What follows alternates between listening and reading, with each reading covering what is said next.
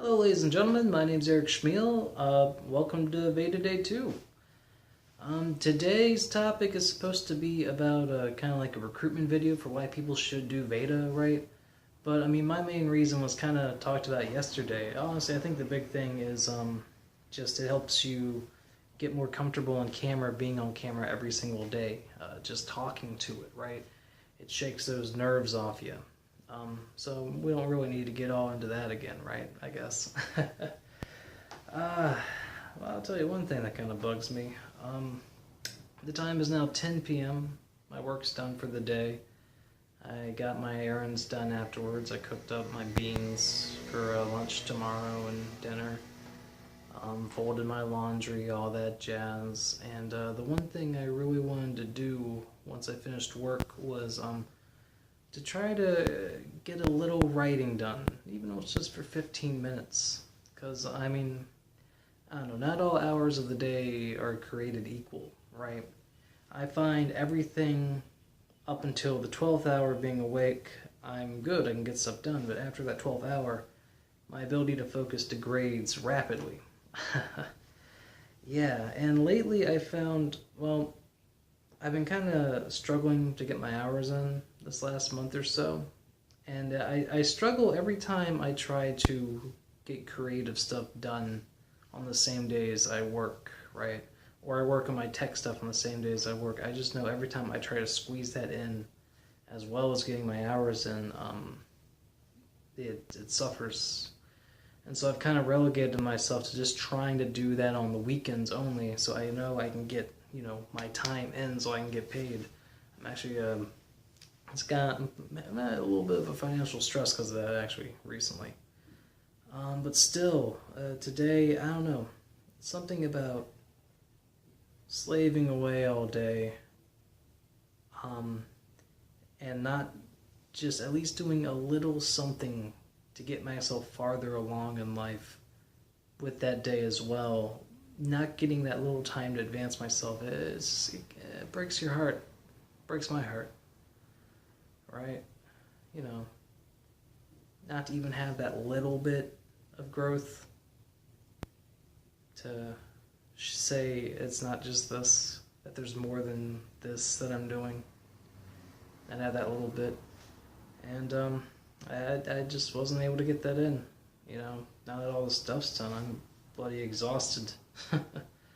Last thing I'm gonna try to do today is I rented a movie yesterday. Rented a movie? You mean like from one of those darn vending machines? No, like a DVD.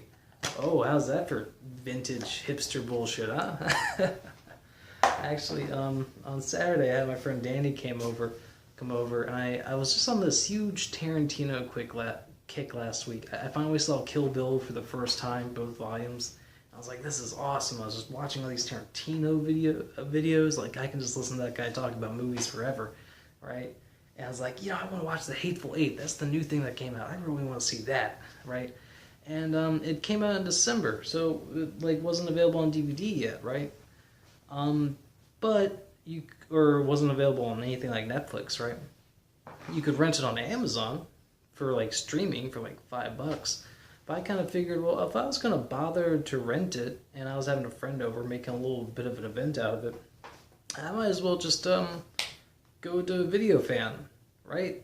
And for what you know, for those that don't know, Richmond actually has one last video rental store. I think it's one of the last ones in the country.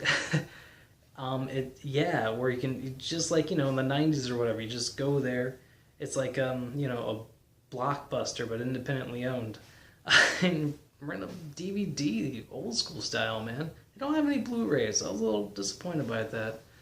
And yeah, so I was like, you know, fuck it, let's go support those guys. I haven't seen that thing in a long time. Let's go check it out. They actually almost shut down like a year ago. They had a Kickstarter to save it, to make sure they could make their rent payment on their lease. And they managed to save the place, and they actually got declared as a non-profit. I think it's like vaguely like a museum kind or something like that. I don't know, I just remember reading online about them talking about their collection. Their huge, massive DVDs they have available for rental are now seen as this kind of archival collection of media, which I think is super cool. I think they'd be a really cool place to actually make a film about. I think there's a really cool documentary story there. I'd love to try to do that one day, kind of like I did with the Bird Theater. Yeah, so it's kind of cool.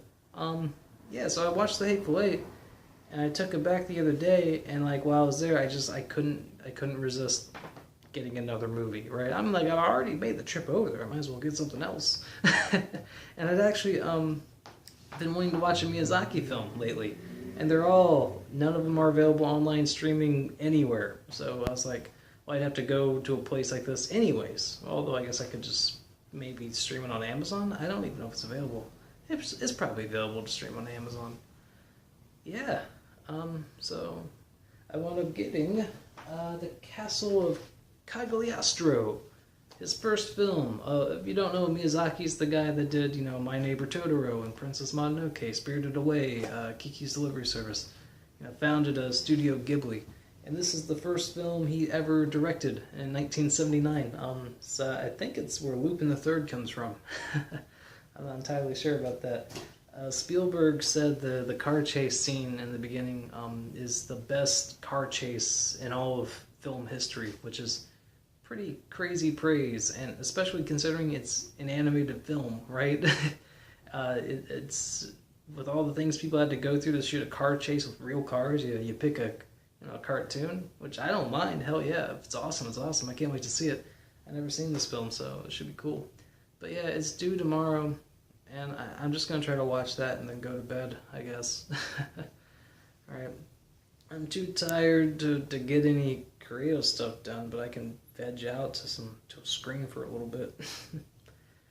It should be cool. Yeah. Sorry, I'm tired. I want to I definitely thank you all for all the comments. That's cool. I really appreciate that. I'll definitely get back to y'all tomorrow. I was just kind of busy today. Nick, I seen your stuff. We should make things. I don't actually have any scripts lying around. I'm working on one because I was all like, I want to film something. I better bloody write something so I can film it. So that got me obsessed with making a screenplay lately. Yeah, but no, we should totally do stuff and like grab coffee.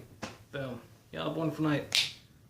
Oh, you could do this too, Nick, if you want to. I don't know. See y'all tomorrow.